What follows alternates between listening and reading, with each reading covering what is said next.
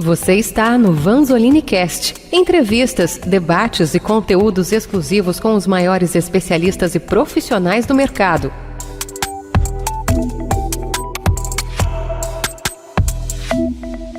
Olá, muito bem-vindo para mais um Vanzolini Cast. Hoje temos a presença de Adriano Carrijo, da AGU de São Paulo, grande amigo, profundo conhecedor das novas leis de licitações, da evolução da lei, e que hoje contribuirá com o nosso conhecimento aqui para, digamos assim, crescermos junto e na evolução da nova lei de licitações. Adriano, muito bem-vindo ao nosso videocast.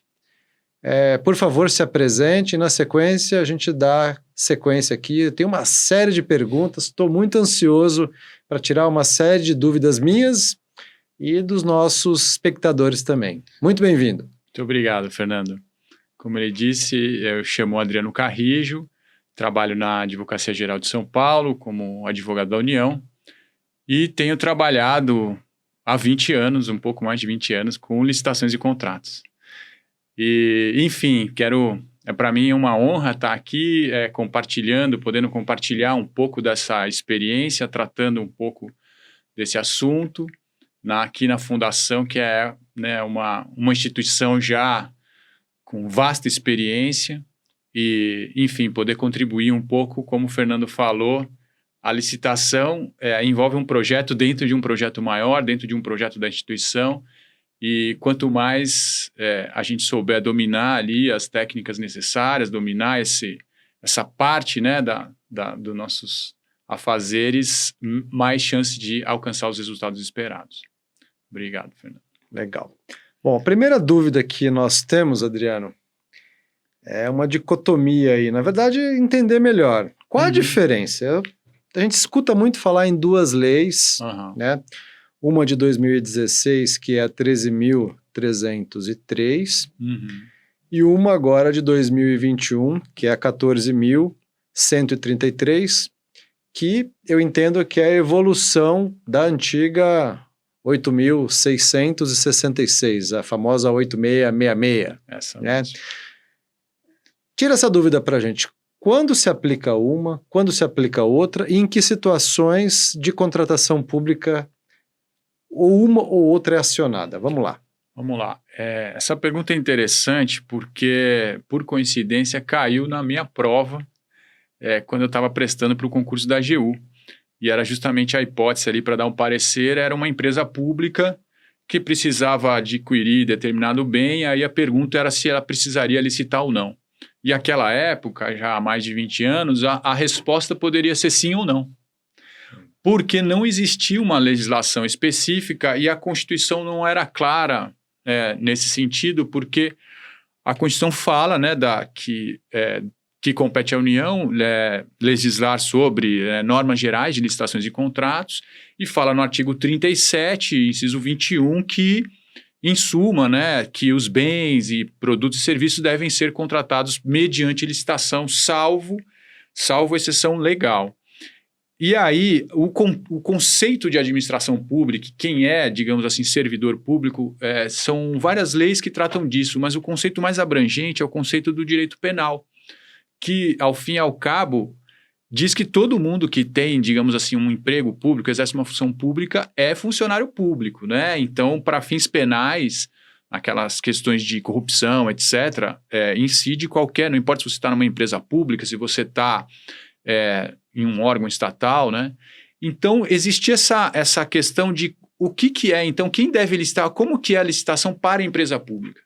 Porque a empresa pública, ao mesmo tempo que ela é digamos assim, uma ferramenta do Estado, ela também se insere no contexto do direito privado. Então, não estava claro quando ela deveria licitar ou não. E aí houve uma pequena alteração na Constituição Federal para disciplinar que a lei ia dizer sobre as licitações, o regime licitatório das empresas públicas. Então, anos depois, a Lei 303 veio e criou esse regime. E então, essa pergunta que me foi feita lá na época do concurso, ela já não teria muito mais sentido. Eu, por exemplo, respondi que não precisaria licitar e outras pessoas responderam que sim, e todos nós estamos, né, na AGU, pessoas que responderam sim e como eu não. Mas agora já não admitiria tanto essa divergência porque tem uma lei trazendo clareza nisso. Mas então essa lei, a 13.303, ela é direcionada para as empresas públicas. Ela tem que ser realmente diferente da lei 14.133, que é uma lei voltada para os órgãos públicos, órgãos e fundações públicas, né, de direito público, que tem um regime um pouco mais restrito.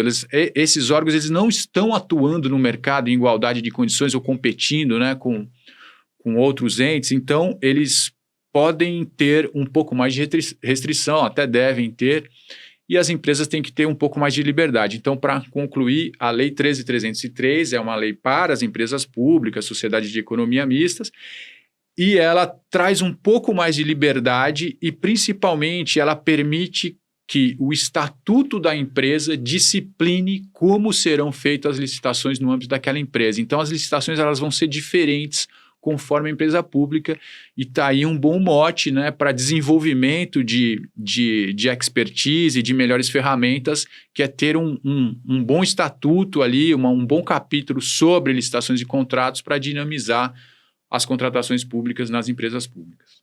Teria alguma dica para você deixar para essas empresas públicas? O nosso exemplo clássico deve ser a Petrobras, talvez seja a nossa maior empresa pública.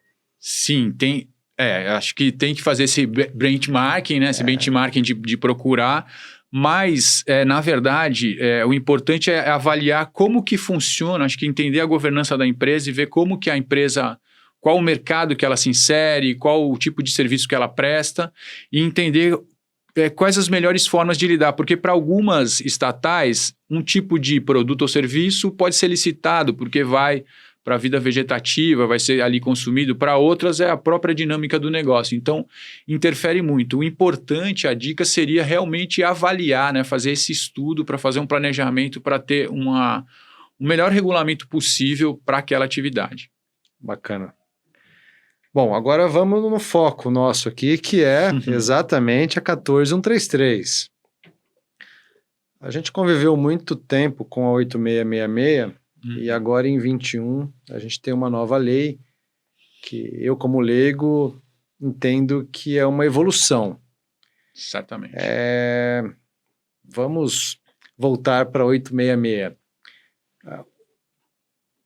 O que tinha de restritivo nela e dificultava bastante a vida de quem, do lado, né, do público, quando contratava, que era muito difícil lidar com ela. Onde pegava essa lei? O que essa nova lei, a 14.133, trouxe de novidade para tentar minimizar essas dificuldades? Porque a gente sabe de um monte de dificuldade. Eu sou docente da Universidade de São Paulo, a gente vê lá os problemas de compras e contratações, com as licitações, obras que começaram e nunca terminaram, ou tem interrupção por décadas depois, a gente tem que relicitar, recontratar e retomar a obra, por exemplo, né? De novo, voltamos para a palavra projeto, né? Exatamente. Mas também temos dificuldade em comprar livro didático, às vezes. Sim. Tá? Imagina situações em que docentes ou mesmo a administração, a reitoria, de repente é convidado para um evento numa universidade fora do Brasil e precisa comprar uma passagem para o reitor viajar daqui um mês. E o que nesse sentido a evolução da 866 para 14.133 mudou? O que ela facilitou na vida do gestor público? Essa é uma pergunta que todos gostaríamos de saber. E assim, e se existe facilidades nesse sentido, ou seja, a gente quer que a máquina ande, né? Que não que a lei trave o andamento natural das coisas. Tá bem, essa pergunta ela é simples, mas a resposta é um pouco complexa, você me desculpa, porque a gente precisa voltar um pouco no contexto histórico da Lei 8666, que é de 93, mas, claro, uma lei dessa, ela vai sendo preparada, ela vai sendo gestada pelo Congresso Nacional com anos de antecedência. Então, a Lei 8666, ela foi gestada num período em que o foco era o combate à corrupção. né? Então foi logo depois do impeachment do Collor, né? Era aquele momento de, digamos assim, de mobilização mesmo da sociedade em torno do combate à corrupção. Então foi uma lei que é extremamente controladora. O foco dela é o controle. Então ela tem, digamos assim, um grave problema de pressupor que qualquer licitação é uma grande obra, né? E isso daí dificulta esses exemplos que você trouxe, como uma simples compra de passagem aérea, as coisas mais simples, ela é tratada pela lei da mesma forma. Então, essa desconfiança é uma lei que foi editada com base na desconfiança do gestor. Então, ele passa metade do tempo fazendo prova de que é honesto. Um monte de papel que tem que ser juntado, etc. E, evidentemente, que com o passar dos anos e com, digamos assim, ela é uma lei pré-internet, né? Ela é uma lei, assim, ela é uma lei da época do papel, né? E com o passar dos anos ela ficou realmente superada. Então, era necessário uma nova lei, mas isso demorou muito para sair, né? Ela ficou por quase 30 anos ali sem ter uma nova lei, porque justamente as licitações e contratos é um assunto muito caro ao Estado. O Estado ele realiza a política pública, ele realiza seus projetos através das licitações e contratos. Então, é uma lei que é fundamental, né? E houve vários projetos tentando alterar a Lei 8666 e eles paravam porque não tinha acordo, né? Era muito difícil, aí acontecia um novo escândalo e aí se parava, né? E aí, enfim, finalmente, esse projeto da Lei 14.133 teve êxito, foi para frente e se conseguiu romper com a lógica do controle para ir para uma lógica do resultado. E isso faz uma diferença brutal. Porque com o foco no resultado, o que se espera é que realmente a lei tenha uma efetividade, e não necessariamente que ela vai servir. Então, na verdade, que não é que rompe o paradigma, na verdade, ele supera o paradigma. Continua havendo o combate à corrupção, digamos assim, a restrição a, digamos assim, meios ilícitos por essa lei, mas ela vai além, porque ela começa a tratar dos resultados. E a principal novidade é ser colocado dentro da lei o planejamento da licitação, a fase de planejamento que não existia na lei anterior. A lei anterior, ela simplesmente começava com o documento já pronto do objeto que eu quero. O objeto que eu quero, com a descrição do objeto. Então, quer dizer, existe toda uma etapa anterior de concepção, de ideação, para entender exatamente a necessidade e depois buscar as soluções do mercado para aí sim ter um objeto. E a nova lei, ela determina que digamos assim, que esse trajeto seja percorrido e que seja documentado. Então, e por quê? Porque é assim, na verdade, que se tem mais chance de chegar em bons resultados. Então, essa lei, ela traz, se for olhar do planejamento com esse viés de facilitar o resultado, ela pode trazer realmente uma grande otimização para os órgãos que aprendem e conseguem aplicá-la com bastante efetividade. Além de planejamento, o que mais, em termos de mitigar risco para quem está contratando, ela tem algum aspecto importante de reduzir o risco de quem está comprando? Porque, agora eu vou dizer como docente, né? Eu sou docente de uma cadeira da universidade que é qualidade. E aí a gente tem lá o nosso grande guru, o Edward Deming, né? E ele tem lá os 14 princípios dele, e um dos primeiros princípios dele é evite comprar pelo menor preço, né? Total. E como é que isso mudou? Ou seja, como é que a gente consegue reduzir risco? Porque às vezes você compra pelo menor preço, mas não necessariamente você está comprando aquilo que você realmente precisa ou dentro da qualidade que você esperava. Como é que é risco nessa nova lei? Legal, assim, falando justamente, né, aqui na Fundação, falando de planejamento, com certeza e esse assunto ele é necessário e se sabe a importância do gerenciamento de risco. A lei traz finalmente o gerenciamento de risco como uma etapa necessária, né, como um documento necessário do planejamento da contratação. E aqui vale um pequeno parênteses para dizer que essa lei, ela é, digamos assim, ela incorpora algumas evoluções que aconteceram ao longo dos anos, no âmbito federal, pelo menos, de trazer justamente o princípio do planejamento, a aplicação do planejamento para as licitações. Mas isso estava em instruções normativas do governo federal, que só aplicava para o governo federal. A lei incorpora algumas dessas regras e torna uma norma nacional, ou seja, estados, municípios têm que aplicar. E uma das coisas que era bem descrita no âmbito federal era o gerenciamento, tinha que ter um mapa de risco, gerenciamento de risco, e agora isso é trazido na Lei 14.133, que traz essa etapa. E aí, Fernando, é muito interessante porque, né, a lei ela não fala mais menor preço, ela fala melhor preço.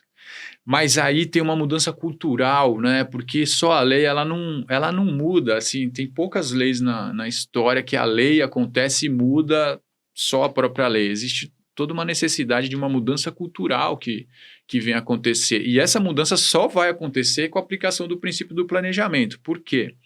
Se me permite ser um pouco mais longo nessa resposta. Fica à vontade. Eu gosto de dar o exemplo. Eu dava um exemplo da caneta, mas eu acho que o da água é melhor.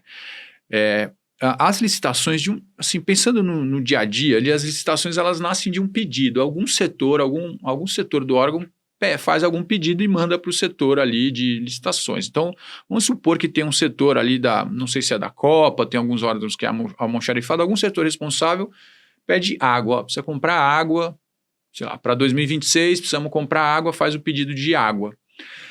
O setor de licitações, na lei anterior, ele simplesmente pegava aquele pedido, pegava o edital passado e comprava água. Agora ele tem que fazer, digamos assim, ele tem que dar um passo atrás e entender o que motiva esse pedido.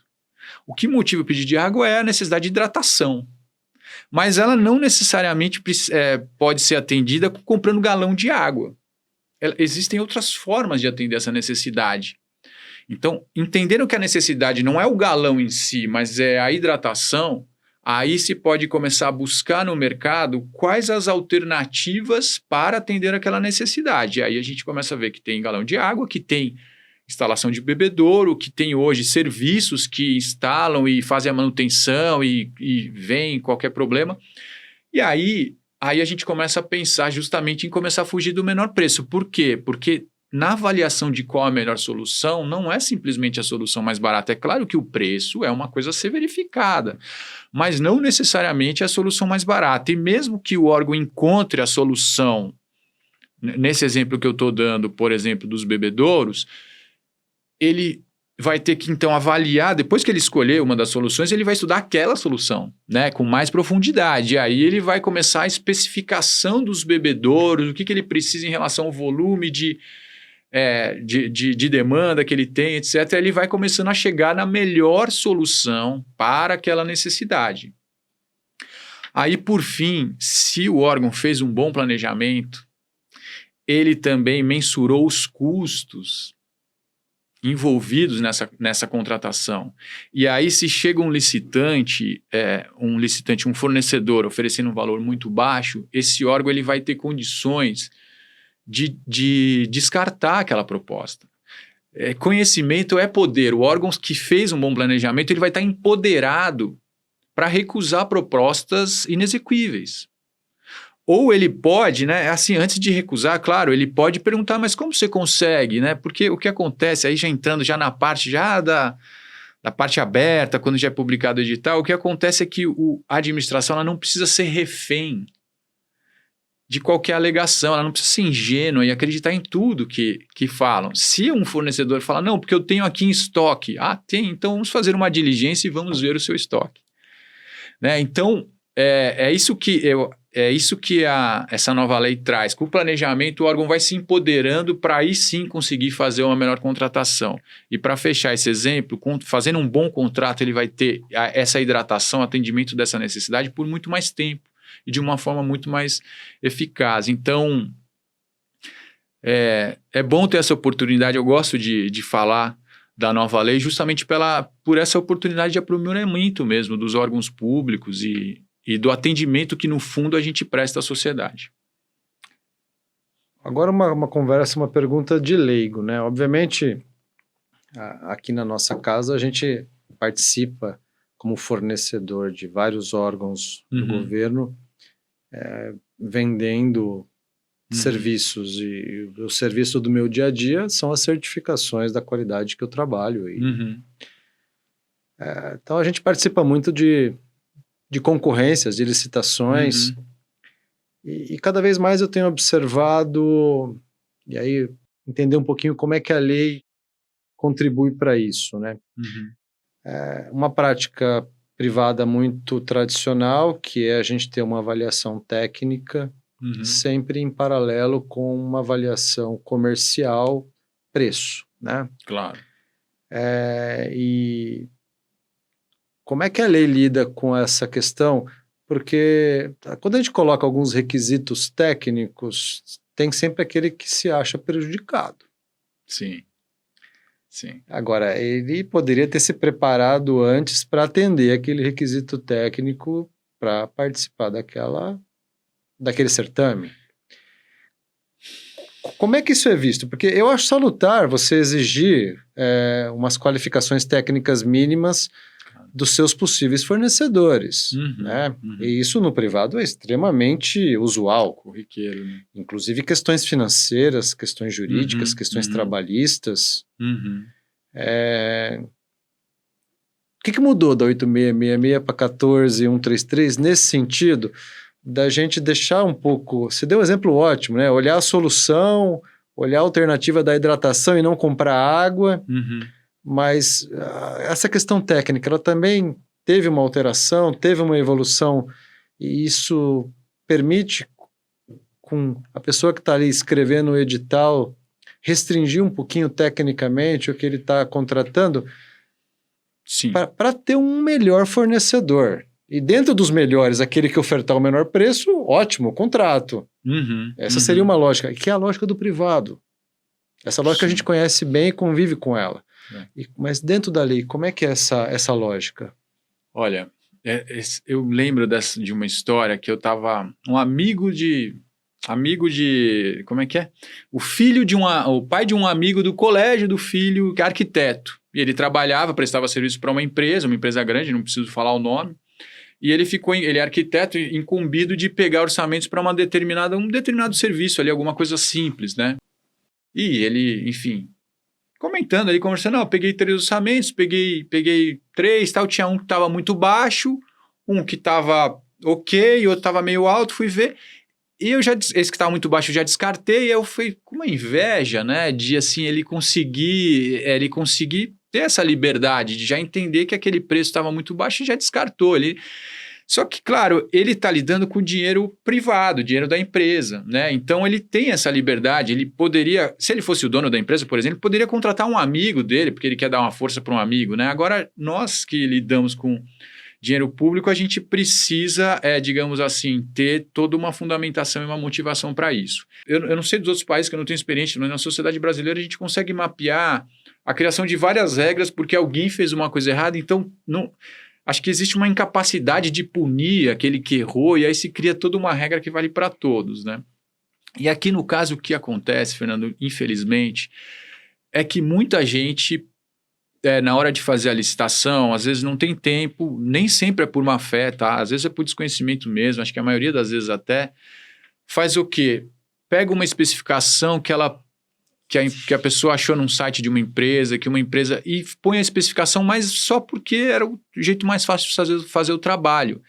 E aí aquela licitação acaba ficando direcionada mesmo. E quando esse servidor é questionado por que pediu essas especificações, ele não vai saber responder. Porque ele não pode. Eu peguei no site da empresa, ele não tem fundamento para aquela especificação. Agora, se o servidor respeitou o princípio do planejamento e aplicou, ele vai percorrer um caminho que eu não preciso repetir aqui, né, da questão de escolher a solução e se aprofundar naquela solução e vai entender quais os requisitos técnicos que atendem e quais não atendem à necessidade dele. No fundo, aqui é um pouco a imagem de um equilibrista andando num fio ali, numa corda bamba. Por quê? Porque se o gestor ele especifica demais, ele pode estar restringindo a competitividade além do necessário. Mas se ele especifica de menos, ele pode estar contratando uma coisa que não vai prestar. A lei fala de alguma coisa, de ter no mínimo X, uma certa quantidade de possíveis fornecedores? Tem uma regra assim ou é aberto? Não. O que existe um princípio, digamos assim, por conta da sustentabilidade ambiental, quando começou, digamos assim, a ser aplicada nas licitações nos anos 2010 em diante, que isso começou a ficar mais claro, e que nem todas as empresas... Existia, claro, toda uma diretriz de aplicar sustentabilidade, mas começou a se verificar no mercado que o mercado não tinha, nem sempre tinha condições de atender aqueles requisitos.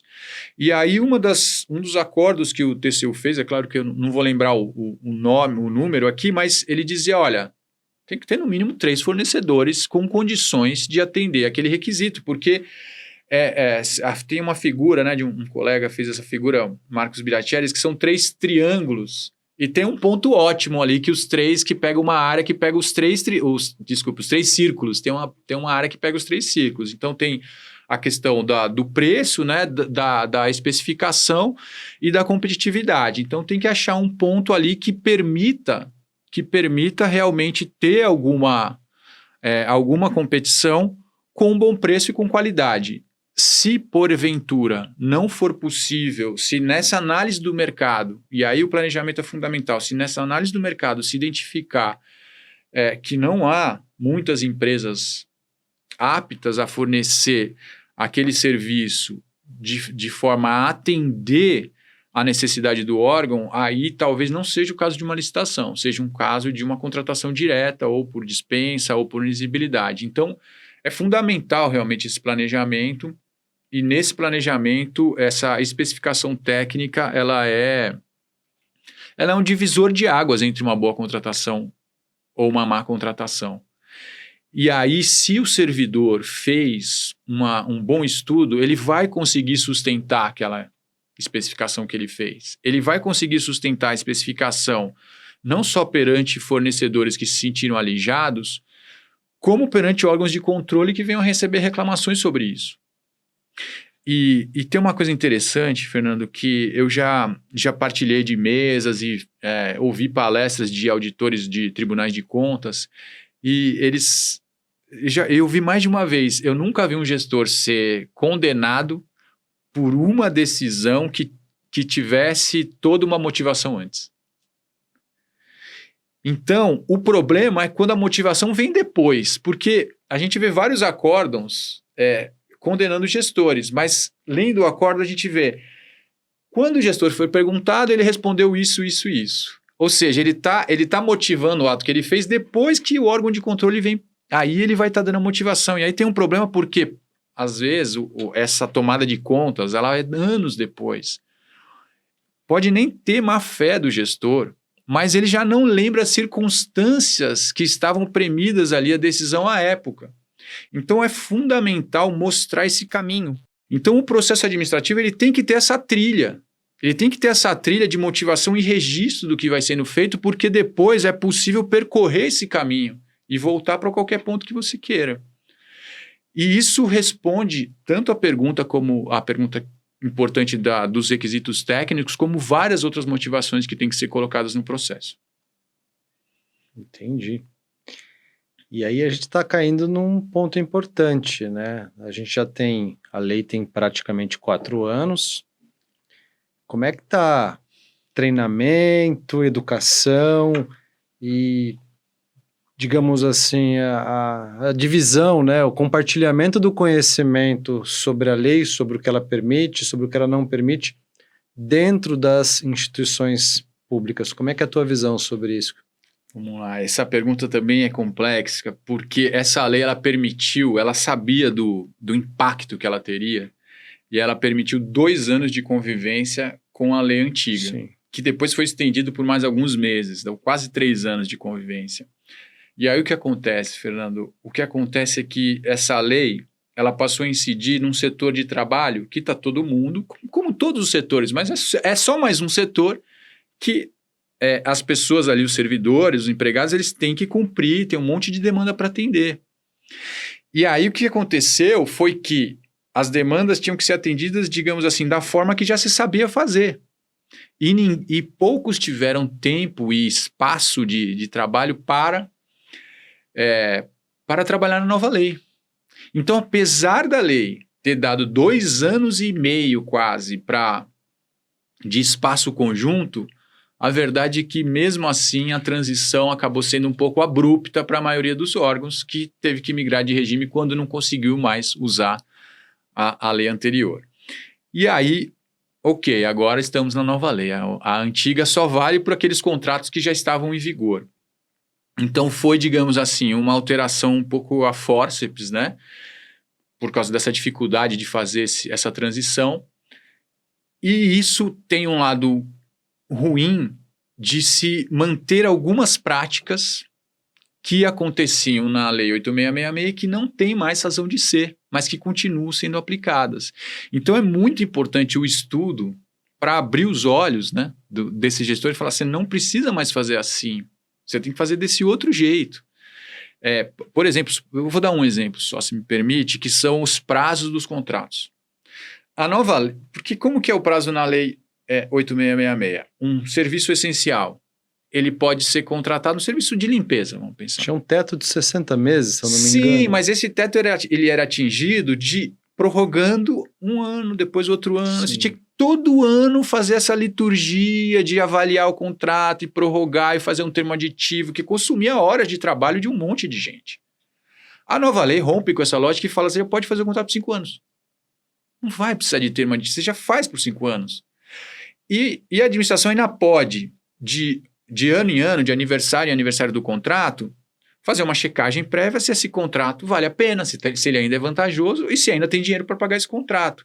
Se não tiver mais dinheiro, claro, aí no aniversário do contrato avisa antes o contratado que vai ter que parar, ou então se o contrato eventualmente pode ter uma nova tecnologia, sei lá, vamos supor que tem um contrato de locação de veículos. Aí vem uma nova tecnologia, olha, esse contrato não é mais vantajoso, avisa antes, né, para também a contratada ter um tempo para se preparar, e aí no aniversário do contrato simplesmente se rescinde ele sem ônus para a administração.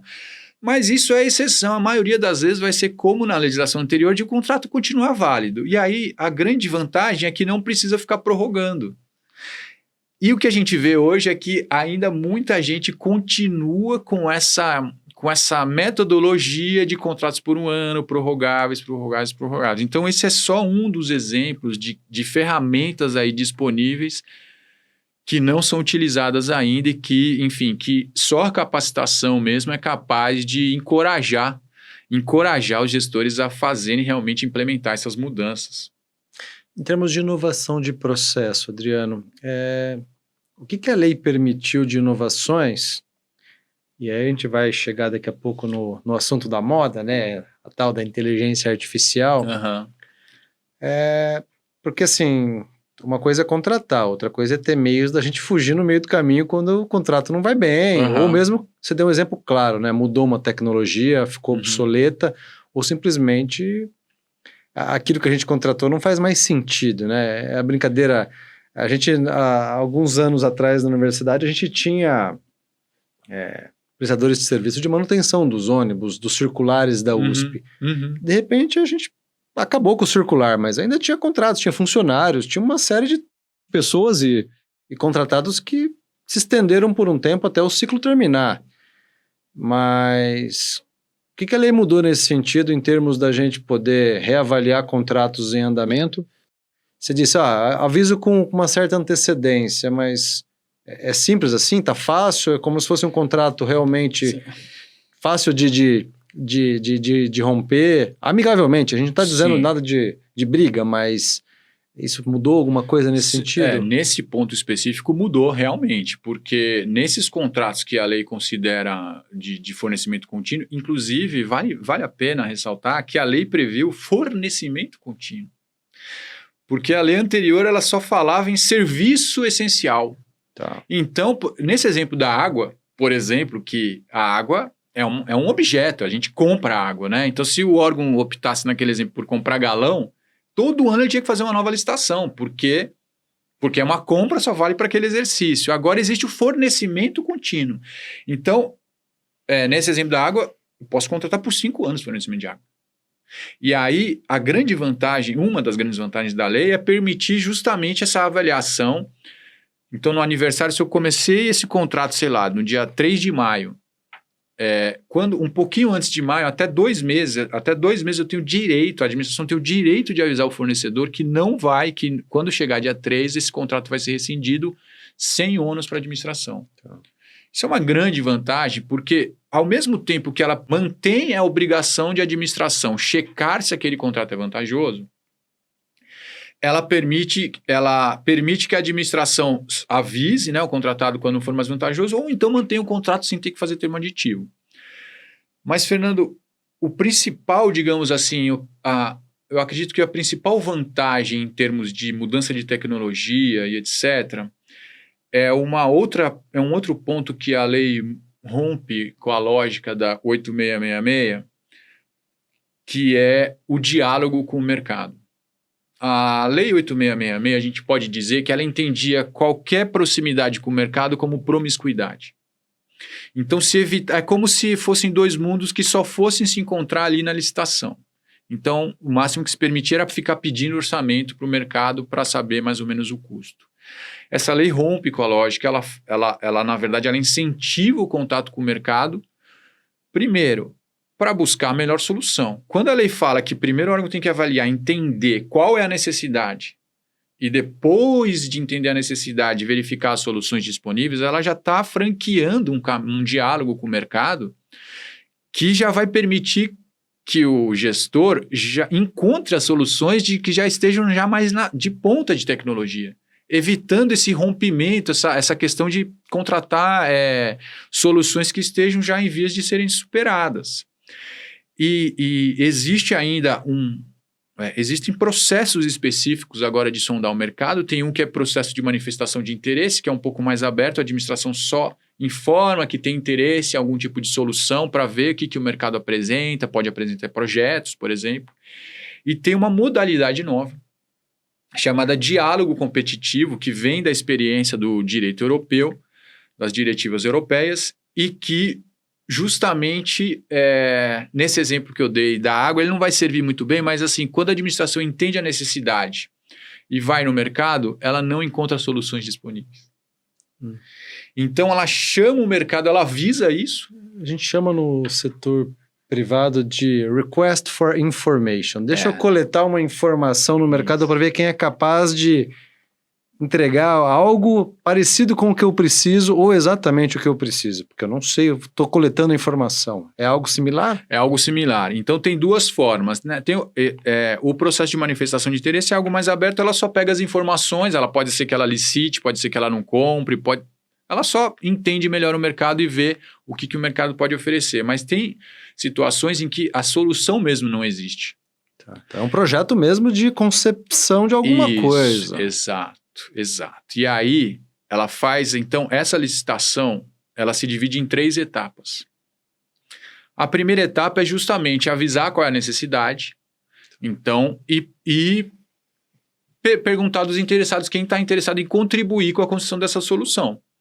Aí, nessa primeira etapa, o que a administração tem que falar é mais ou menos o que é a necessidade para entender mais ou menos os requisitos. Não vai conseguir pormenorizar requisitos técnicos, porque ela não sabe qual é a solução, mas ela vai ter aqueles requisitos tradicionais de habilitação jurídica, de regularidade fiscal, essas coisas, e aí entra para uma segunda fase, faz uma pré-seleção, digamos assim, para uma segunda fase, que é a fase do diálogo, na qual a administração vai chamando os interessados um por um, para justamente conversar sobre as possíveis soluções. O mercado, então, um fornecedor pode apresentar uma possível solução, a administração vai avaliar e pode conversar com ele até para formar alguma coisa diferente um pouco do que ele trouxe, aí o edital vai ter que discriminar mais ou menos como vão ser a divisão de direitos autorais, etc., mas pode ser que algum fornecedor desenvolva uma solução, poxa, essa atende, a administração fala, nossa, isso daqui atende, é isso que eu preciso.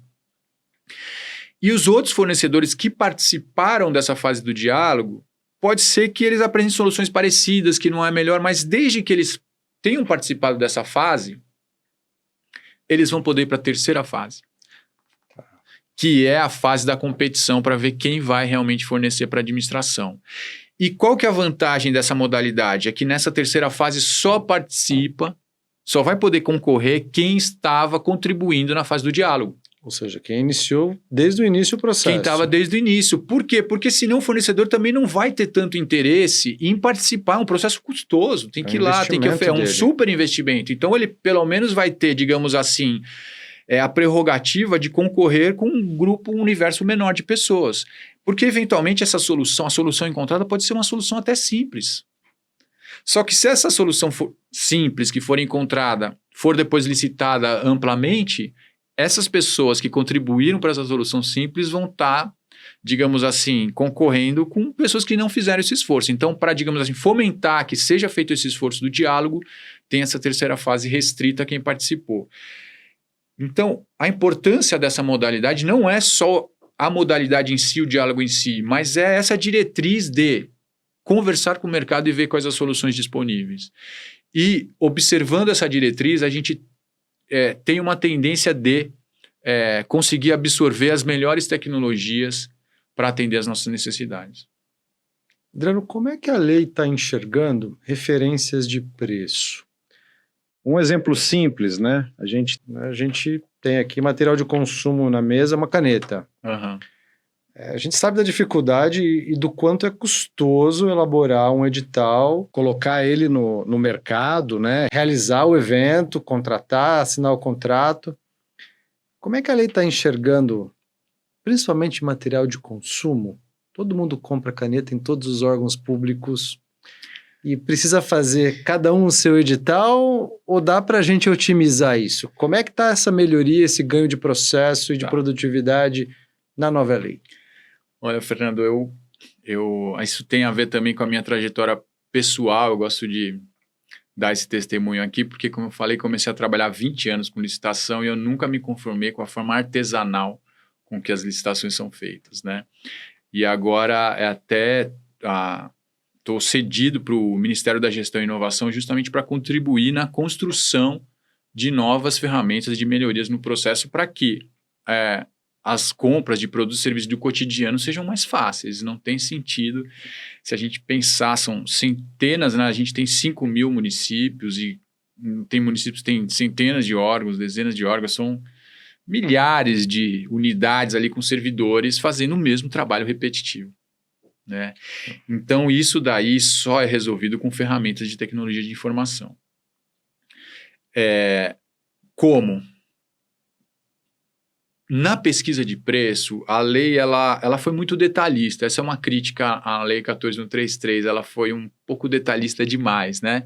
E ela traz ali no artigo 23, o parágrafo 1º e o 2º, falando como tem que ser a pesquisa de preço. Ela põe ali hipóteses específicas e tem uma que, para produtos e serviços, que é um painel de preços, né? Então, os órgãos podem ter um painel de preços. E aí que vem a ferramenta de tecnologia da informação, porque ao invés de centenas de servidores estarem cada um no seu órgão fazendo a mesma pesquisa, poderia estar aglutinado isso em um órgão fazendo essas pesquisas e dispondo esse painel, ou no mínimo, essas pesquisas que são feitas num órgão, alimentar um banco de dados que, digamos assim, tivesse ali uma inteligência artificial que já entregasse o preço. A gente está a caminho realmente de fazer isso já está muito mais próximo da realidade. O painel de preços, por exemplo, do governo federal, ele já entrega uma coisa bem próxima de achar um preço.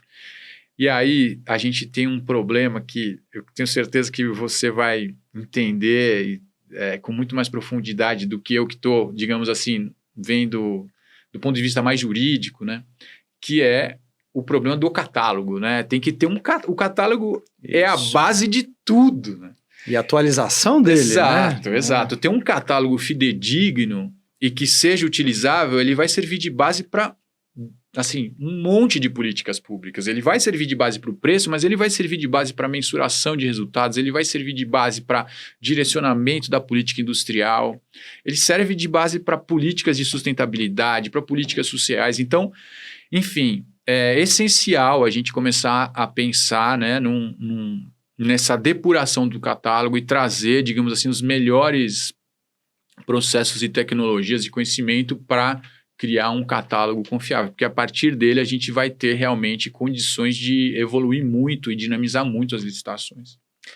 Porque eu fico imaginando, né, por exemplo, a gente trabalha com educação, né, e os problemas que acontecem no ensino fundamental, em termos de infraestrutura, são muito similares no fundamental, no médio ou mesmo no universitário, né.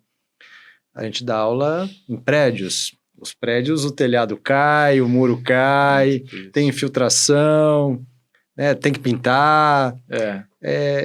E assim, se a gente for licitar a cada manutenção corriqueira que aparece num período de chuva, fica uma coisa maluca, né? Ou seja, o metro linear de muro é o metro linear de muro em qualquer lugar. A pintura do muro, linearmente falando, é a mesma. Então, essa questão do catálogo, eu acho que é um ponto interessante, e aí vem a questão da IA, né? Ou seja, como é que a AGU, ou mesmo o Ministério, está enxergando o uso e a aplicação da inteligência artificial na manutenção? Porque uma coisa é a gente fazer uma baita de um esforço, né? Contratar uma entidade, né, que lida com economia e com finanças para montar a versão 0 do catálogo. Agora, 6 meses depois, está tudo desatualizado. Os preços totalmente alterados. Uma hora o cimento sobe, outra hora a tinta sobe, a mão de obra sobe, outra hora tem deflação. Os produtos mudam também. Muda a configuração, saem novas tecnologias, novos processos construtivos. Como é que a gente pode usar a IA nesse tipo de processo? É um exemplo que eu enxergo particularmente uma operação simples da IA em captar indicadores. A gente tem o CREA, a gente tem o Conselho dos Arquitetos, né, o CRA. Ali tem uma série de indicadores. Como é que essa busca e a gente otimiza esses processos usando a IA nesse sentido? Ou seja, como é que ela pode dar suporte e ser uma ferramenta importante de busca de informações, porque manter esse cadastro, assim, qualquer tipo de cadastro para manter é complicado. As coisas mudam muito rápido atualmente, né? Sim. Bem, o governo federal, ele lançou o Plano Brasileiro de Inteligência Artificial. E o MGI foi o primeiro órgão escolhido para começar as iniciativas, né, nesse ponto. E, evidentemente, a gente está de olho na questão do catálogo e das licitações. A inteligência artificial ela pode ser usada em duas vertentes. Você está falando de uma vertente macro de planejamento e de estruturação. Com certeza ela pode ser usada. E ela também pode ser usada no processo, em cada processo em si, na elaboração dos documentos. Acho que é legal falar dessas duas vertentes de uso da IA. E tem dois perfis também de gestor público, né? Tem aquele que se esconde atrás da licitação, ou seja, olha, o muro caiu, eu preciso licitar, vou conviver com o muro caído ali. Pois é. E tem o outro que quer resolver amanhã, e aí como é que eu otimizo esse processo? Eu acho que tem os dois perfis e a gente conhece os dois, né? Sim.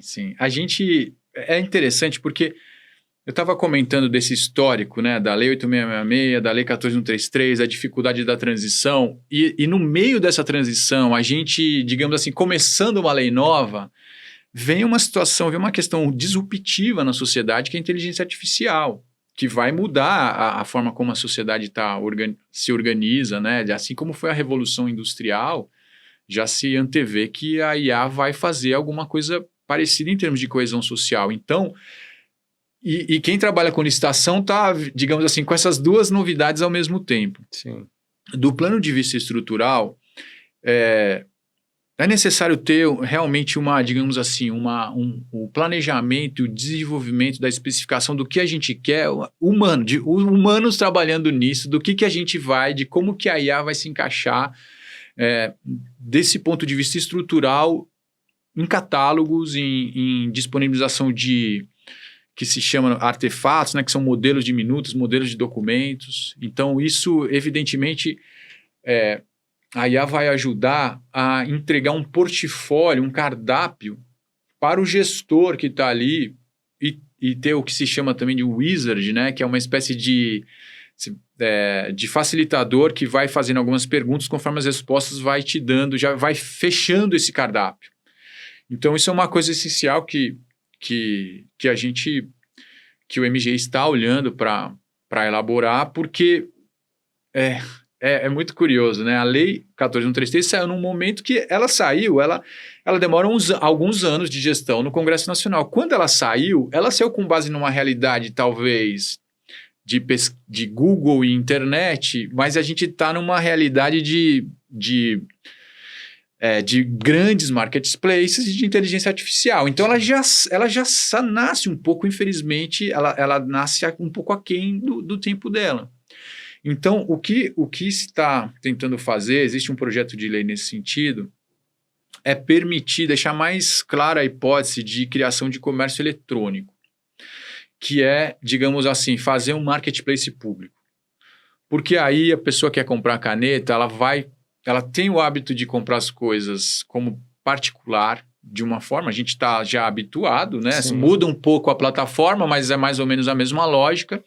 E a ideia é conseguir disponibilizar alguns desses objetos, alguns desses serviços, primeiramente objetos, claro, em uma plataforma de marketplace público, na qual a licitação é feita por um órgão só. Ela não deixa de ter a licitação ou uma disputa, digamos assim, não necessariamente uma licitação, mas um processo de disputa que permite a alguns fornecedores disponibilizarem ali os produtos e os órgãos só vão pegar como cardápio. Então, não é que deixa de ter a licitação.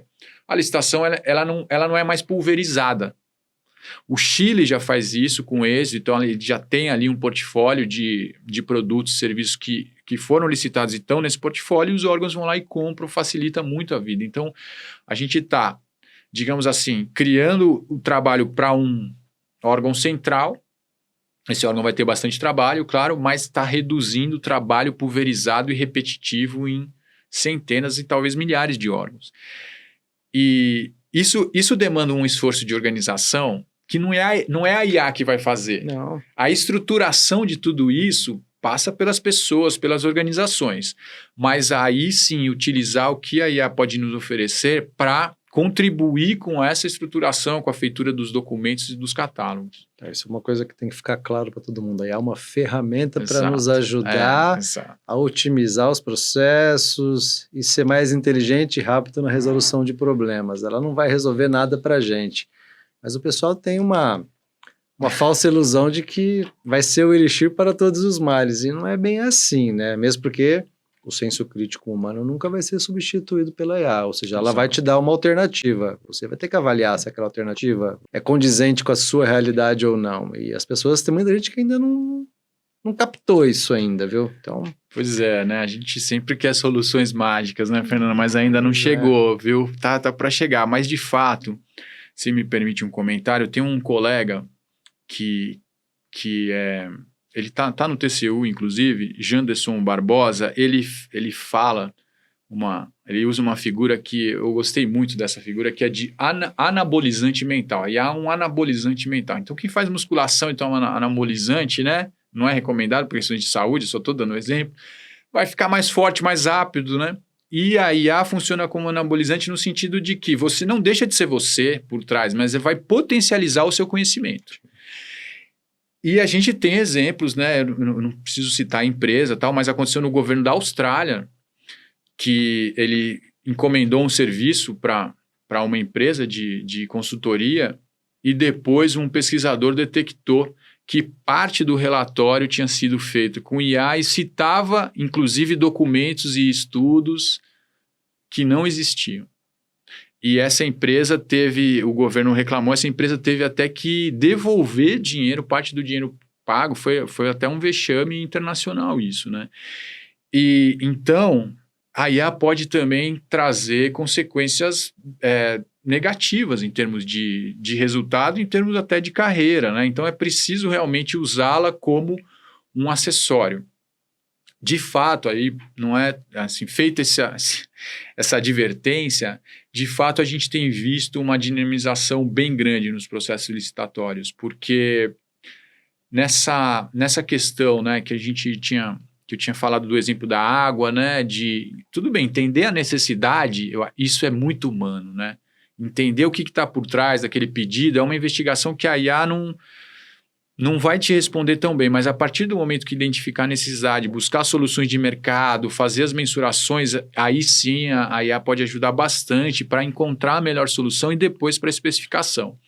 Então, a gente tem relatos assim, de pessoas que trabalham, né, nessa área, trabalham bem e que conseguem usar a IA de forma a abreviar muito o tempo de trabalho. Então, é assim, eu tenho comparado como a invenção da roda, né? Mal comparando, desculpa, mas não dá para continuar empurrando, arrastando as coisas e quando já tem um mecanismo que vai dinamizar e vai fazer você gastar menos esforço. Então, saber usar continua sendo a principal ferramenta aí para, aí sim, usar uma nova lei com uma nova tecnologia. Bom, Adriano, estamos chegando ao fim aqui, mas eu ainda tenho uma série de questões. E eu vou te dar uma cutucada antes da gente finalizar aqui. A gente está num momento de grande incerteza, né, na questão, principalmente na questão tributária que vai mudar a partir do início do ano que vem. Eu acho que nem eu nem você temos uma resposta ainda, porque a gente não sabe muita coisa, como é que será, o que vai acontecer a partir de janeiro. Mas o pessoal que trabalha com licitação, que cuida da 14133, já está vislumbrando dificuldades para se adequar às novas questões tributárias. Tem já um planejamento para isso? E vou te convidar o ano que vem para voltar aqui e a gente conta o que está acontecendo depois, né? Sim. Mas existe a preocupação, ou seja, vai impactar nas licitações, nas contratações, nos projetos públicos. E eu fico preocupado, inclusive, com a redução que pode ter nos fornecedores aptos ou dispostos a novas cargas e desafios tributários. Tem essa preocupação? Isso tem um planejamento? Como é que está o andamento disso? Pois é, nesse momento tem equipes dedicadas a estudar isso, né? A estudar as consequências, porque existem, vou dividir assim, grosso modo, 2 tipos de contrato administrativo. Esses de maior duração. Um tipo em que a administração ela analisa detalhadamente a planilha de custos do fornecedor. São principalmente as licitações que envolvem mão de obra em regime de dedicação exclusiva. Por quê? Porque se tem por 2 motivos. Primeiro, a administração precisa saber exatamente o custo daquela mão de obra e garantir que aquela mão de obra seja remunerada conforme os direitos que estão previstos para ela, porque qualquer falha ali pode ser, digamos assim, revertida em desfavor da administração. A administração pode vir ser obrigada a pagar alguma coisa que não foi paga adequadamente, então ela precisa saber exatamente para aquela mão de obra quais são os direitos e ela vai decompor o custo daquele contrato, o preço daquele contrato em todos os custos. Também acontece isso nas obras, em que, aí é um capítulo à parte, tá? Falar de obras, acho que a gente pode até pensar nisso um outro dia, mas a lei detalha, ela mudou alguma lógica ali de classificação de custos unitários, mas persiste para saber o custo de uma obra decompor em custos unitários. Então, a administração vai também saber os custos unitários para esse tipo de contrato. E tem outros contratos que, por exemplo, esse fornecimento de água, alguma manutenção que a pessoa vem e vai embora, eu não preciso saber, não preciso ter essa decomposição de custos detalhada. Então, são 2 tratamentos diferentes. Nessa que tem a decomposição de custos, as equipes estão envolvidas para entender o impacto da reforma tributária nesses contratos, porque em alguns deles as empresas podem, digamos assim, ter um ônus maior e aí elas vão ter o direito de pleitear um reequilíbrio e aí a administração vai estudar e conceder esse reequilíbrio para que, digamos assim, aquele lucro previsto continue igual, ou pode acontecer o contrário, de a reforma impactar positivamente nos custos da empresa, a empresa tem um custo menor. E aí é um grande perigo para o gestor público, porque é a administração que tem que informar a necessidade de um reequilíbrio. A administração não vai poder continuar pagando o mesmo valor se a empresa teve uma queda no dever tributário dela. Vale para os 2 lados. Vale para os 2 lados, só que um dos lados, que é o lado do gestor, ele está arriscado, digamos assim, a ser censurado se ele não faz essa análise. Então, é muito importante que os órgãos centrais, né, do governo federal, dos estados e dos municípios melhor estruturados façam orientações claras nesse sentido, porque é um ônus muito grande, né, nesse cenário de vários órgãos pulverizados, que cada gestor vai lá e faça esses estudos. Então, o que se pretende é justamente fazer orientações gerais para já tentar, digamos assim, discriminar um pouco melhor quais tipos de contratos existe uma tendência de as empresas terem maior ônus e quais um menor ônus. Isso aconteceu, se eu puder prolongar um pouco, mais recentemente, que já está acontecendo, na reoneração gradual da folha, né? Então, algumas atividades tiveram no passado o benefício da desoneração da folha de pagamentos, então não incidia lá o percentual de desconto, né? E de um percentual tributário, e isso vai sendo colocado de novo, né? Essa contribuição vai sendo colocada de novo, e é claro, a empresa está tendo um impacto e está aumentando o custo dela. Ela, então, tem direito de mensurar esse impacto e pedir o reequilíbrio. Então, para evitar um monte de reequilíbrio, a gente já está orientando os órgãos a fazerem as novas licitações, já considerando os novos patamares e já prevê que a empresa vai ter o direito, já para não ter que fazer novo reequilíbrio, só indicar quais são os novos valores. É bem possível que para a reforma tributária seja feito algum tipo de estratégia semelhante. Interessante, e não tem interrupção no fornecimento, né? Porque isso é outra coisa que nos assusta sempre, né? Sempre quando tem um contrato extremamente importante e tem o risco de uma interrupção, a sociedade como um todo é afetada. Isso. Sim. A gente tem que sempre tomar cuidado com esse tipo de situação. Sim. Adriano, muito bacana. Eu acho que novas informações aí a respeito das novas leis, principalmente da 14133, eu acho que a gente vai voltar a conversar sobre esse assunto, tem uma evolução. Afinal de contas, na prática é um ano só que ela está vigente sozinha, né? Sim, sim. Praticamente um ano. Praticamente, né? Se a gente for pensar que uma licitação tem um prazo aí para começar em uns 5 meses, né? Para conseguir ser publicado em edital, é pouquíssimo tempo, né? A gente tem muito realmente o que aprender com a 14133 e é uma lei que já vai ter algumas alterações, então imagina, não ficar up to date, não ficar atualizado, aí já vem mais alterações, vai cada vez ficando mais difícil. Então, recomendo fortemente aí que esse estudo seja realizado. Adriano, chegando ao fim aqui do nosso Vanzolini Cast, queria agradecer de coração a tua presença, muito bacana, acho que informações extremamente valiosas que contribuem para a sociedade pública, privada, e que vai ajudar bastante a gente aqui na evolução dos contratos públicos, das licitações, e, acima de tudo, tentar facilitar a vida do gestor.